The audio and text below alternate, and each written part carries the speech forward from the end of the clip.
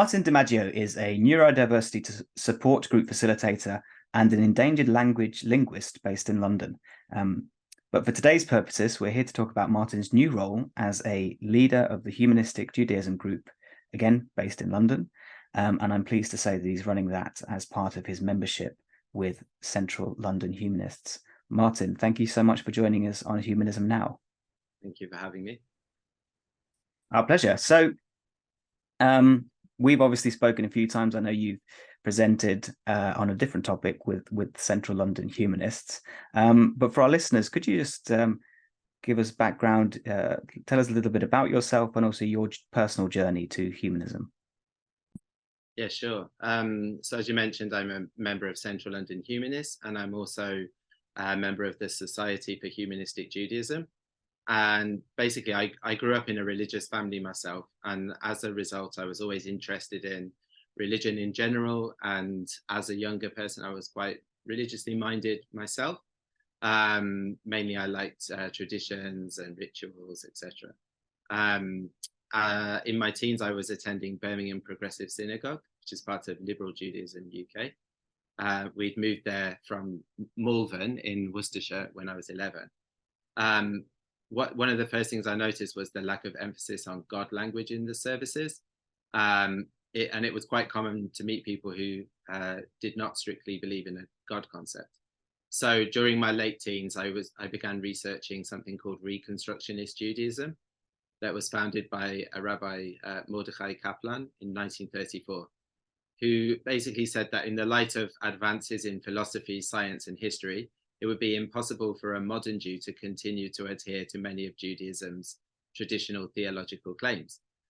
So he had a naturalistic theology that was similar to that of John Dewey and his naturalism, which kind of combines atheism and religious language and ritual, etc. So Kaplan said that God was the sum of all natural processes that allow humanity to become self-fulfilled. And I like that idea, and I still like that idea and have great respect for it. But then I discovered a book by Rabbi Sherwin-Wine called Judaism Beyond God, written in 1985. And my whole view of religion changed. And I began discovering humanism and found out that it was possible to be both Jewish and a humanist. So that's what kind of brought me to humanism. And how would you define humanistic Judaism? In discussion with some of our other members prior to the interview, actually, there was, I guess, a bit of confusion, I think, and perhaps a concern that sometimes we find that religious groups will look at humanism, think that sounds great. Can we bolt that onto, our practices? So how would you distinguish, I guess, humanistic Judaism from more of the religious parts of the belief? Yeah, so Humanistic Judaism is a non-theistic Jewish denomination. It defines Judaism not as a religion, but as the cultural and historical experiences of Jewish people, and encourages Jews who are humanistic to celebrate their identity by participating in Jewish rituals and community life in ways that do not refer to God. Basically what the book says, Judaism Beyond God. And I would say some of the differences between humanistic Judaism and other forms of Judaism are that there's no concept of Jewish law in humanistic Judaism. Nothing is mandatory or forbidden. Humanistic Jews are free to participate and celebrate any aspect of Jewish culture according to their own likes and dislikes in ways that are consistent with humanistic worldviews. We do sometimes, we do as a movement say blessings that are similar to their theistic counterparts. So for example, on Friday night, people light 2 candles and traditionally say, Baruch atah Adonai Eloheinu melech haolam asher kiddushanu b'mitzvotav v'tzivanu l'adlik ner shel Shabbat, which is, blessed are you, Lord our God, King of the universe, who commands us and gives us basically commands us to light the Shabbat candles. We do not say that, and we emphasize human strength and effort. So we tend to say things like, Baruch Haor Ba'olam, Baruch Haor Ba'adam, Baruch Haor Ba'Shabbat, which is blessed is the light in the universe, blessed is the light of humanity, and blessed is the light of Shabbat. So as you can see straight away, there's none of this God figures that command us to do things. And kosher rules, for example, are not a feature of humanistic Judaism. An individual like myself might choose to not eat pork or shellfish, but there's no religious reason for that. And actually, it's important to say that all cultures have norms and boundaries around food, including secular humanists. Mm-hmm. So for some humanistic Jews, like I said, we would avoid eating it, but for the same reason that a non-Jewish Brit would not eat horse, but a French person might. And we know what happens when they try to introduce horse meat into the UK. And on the other hand, there are humanistic rabbis who will eat a ham sandwich on Zoom while teaching a class on Talmud. I would say other differences are intermarriage is celebrated, not just accommodated. Children of intermarried couples and Jewish non-Jewish spouses are full members of the humanistic Jewish community, and that isn't questioned.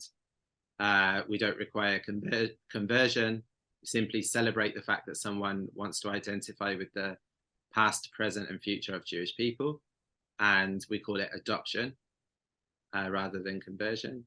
And we may be the only Jewish denomination that does not require nor actively encourage things like circumcision. So we're having a lot of important conversations on whether we should actually ban it in our movement. There's quite a lot of aspects to answer the question, actually. Lots of interesting points. So you still consider humanistic Judaism to be a denomination of Judaism? So we are classed as a denomination of Judaism. So yes, the answer is we are a sect, not a sect, a denomination of Judaism, but we're also, we could say, a denomination of humanism. It's a specific form of humanism. I think that if a group was to organize themselves, and I believe that we do have this, like Black humanists or humanists of color in general, nobody would be saying, oh, why do you need to do that? It's the answer is quite obvious. And I think that Jews, humanistic Jews, have been doing the same since the 1960s. So you could see it as both humanism and a form of Judaism. That's interesting. So do you see perhaps within humanism that there is perhaps a distinct set of perspectives or views or areas of interest that the humanistic Judaism group would have distinct within humanism? Yeah, absolutely. So, for example, the Jewish holidays. No, I think very few people would have a problem with non-Jewish humanists meeting on the 25th of December to have turkey and stuffing and a tree and presents, etc. Likewise, things like Hanukkah, Pesach, Rosh Hashanah, Yom Kippur, these Jewish festivals and holidays are quite important to Jewish people. And it's actually quite interesting that sometimes the most secular Jews won't do anything Jewish in terms of the holidays unless it's Yom Kippur, for example. And then all of a sudden, all the bacon's gone out of their fridge and they're fasting and they've not done anything else religious the whole year. But Yom Kippur to them seems very important. And yeah, like Hanukkah, a time of year when it's dark and people want to give presents and that you want to bring more light into your life, and so then lighting these candles every night for 8 nights serves that purpose. And for sure, that's some unique perspectives on Jewish culture or some aspects of humanism that you can draw on Jewish culture to explain, and I think it's quite important, Pesach is a story of, this is Passover. Pesach is where we use the mythology of slavery, and we basically will discuss that issue. We'll use Pesach as a festival in order to discuss issues of slavery, modern slavery, all forms of slavery throughout history, things like that. And is there a distinct line of thinkers and writers that have influenced the movement as well? I'm thinking in particular, Spinoza comes to mind as one of the first real agnostics who had come from a Jewish upbringing. Yeah, absolutely. There are people like Baruch Spinoza, Einstein. He also had a concept of God that was kind of naturalistic or pantheistic, as did Baruch Spinoza.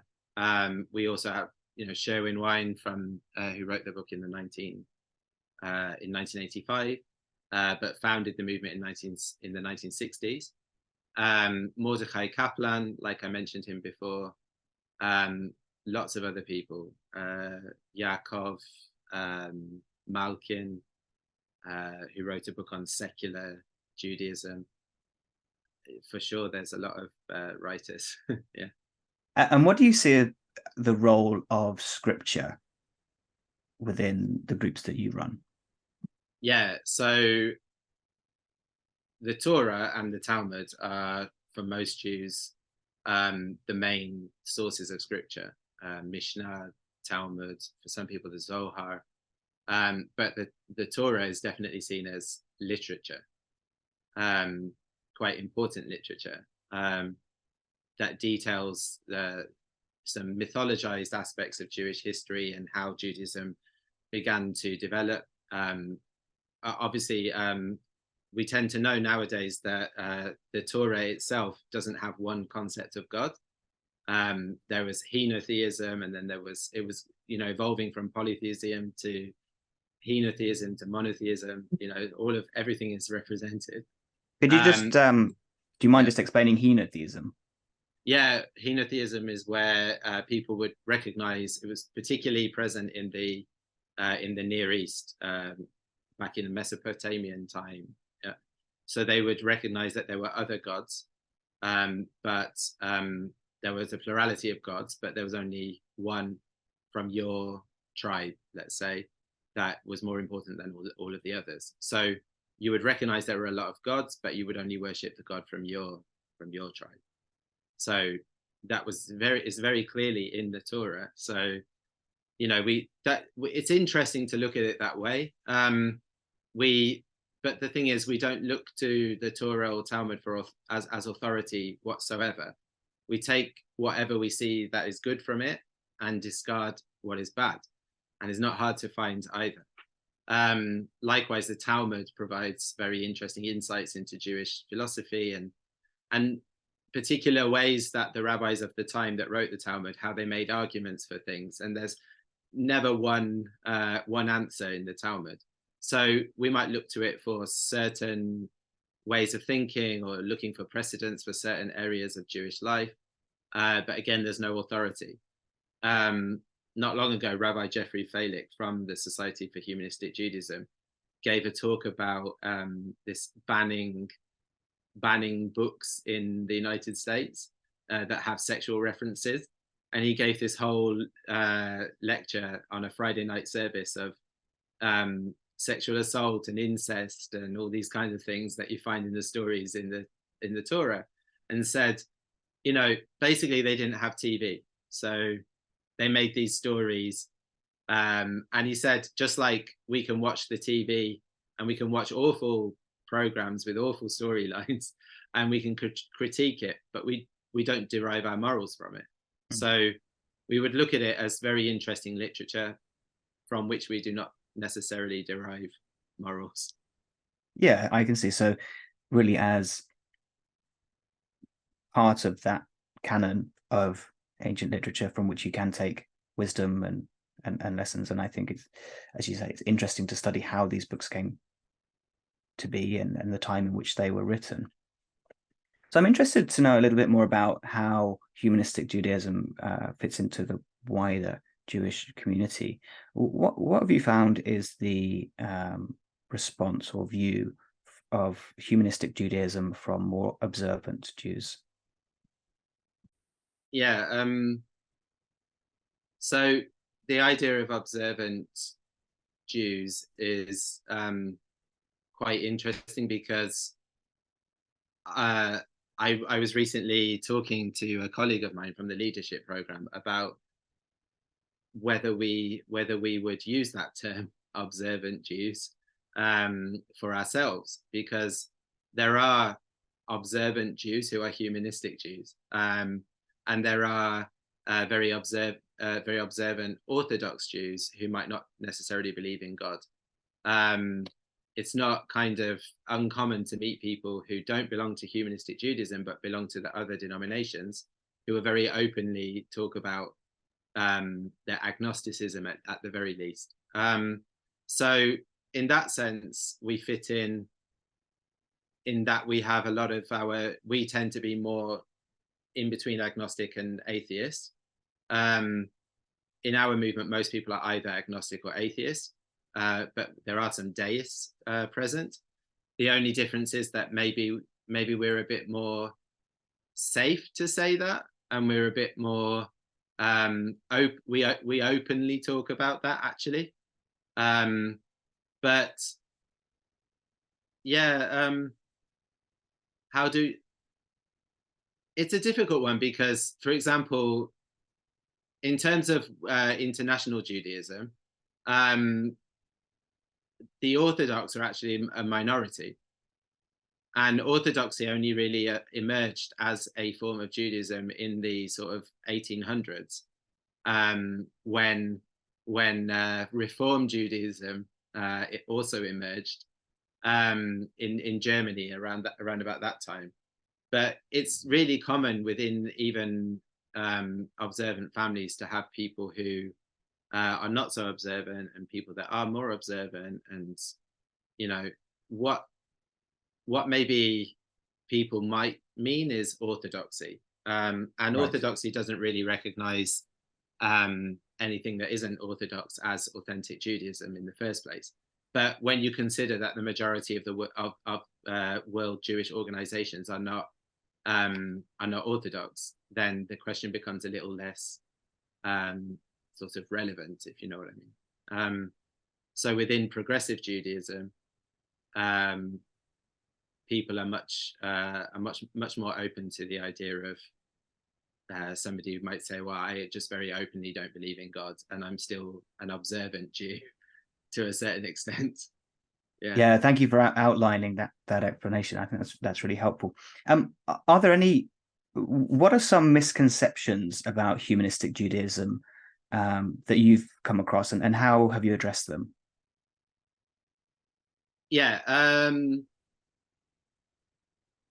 one of the first misconceptions that I ever came across was when I was attending a liberal synagogue, and I said that I wanted to get someone to come and give a talk, and they said, "Oh, they're not from the Humanists, are they?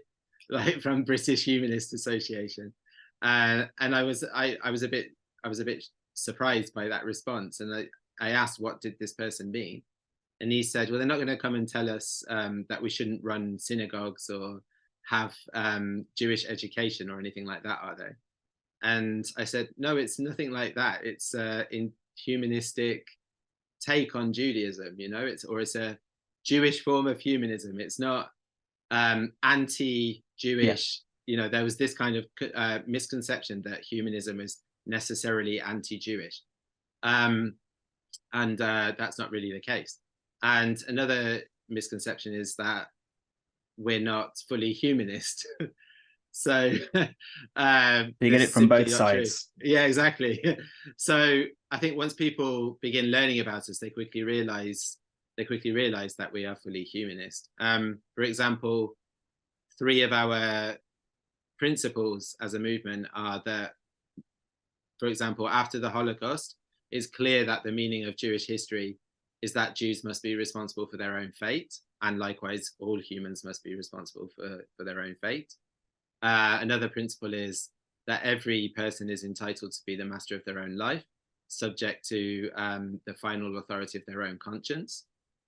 And third, another one, the power to achieve human survival, happiness, and dignity is a human power. So I think these principles kind of speak for themselves. But also, another misconception, which I might have already covered, is that all humanists are atheists. I don't think this is true of all humanists, whether Jewish or not. Many, if not most, certainly are, but a lot are simply agnostic or just might not find meaning in God language. So I think there's quite a lot of misconceptions. We had just this discussion just a couple of weeks ago, actually, on the podcast, in terms of, can you still hold some form of God belief and be a humanist? And I think we didn't manage to get to an answer, but between our panel, remains an open question. So could you tell us a little bit more about the events which you've been running in London and any that you have coming up? Yeah, so this year I began running discussion groups about humanistic Judaism through CLH, Central London Humanists. And so far they've been very engaging. Many people that attended came to certain realizations related to their own agency to take what they want from Judaism and leave what they do not want. Often people feel very scarred by traditional religion, and they come along very nervously, not knowing what to expect. In one of the discussions, we talked about Shabbat and the ritual that I mentioned of lighting candles.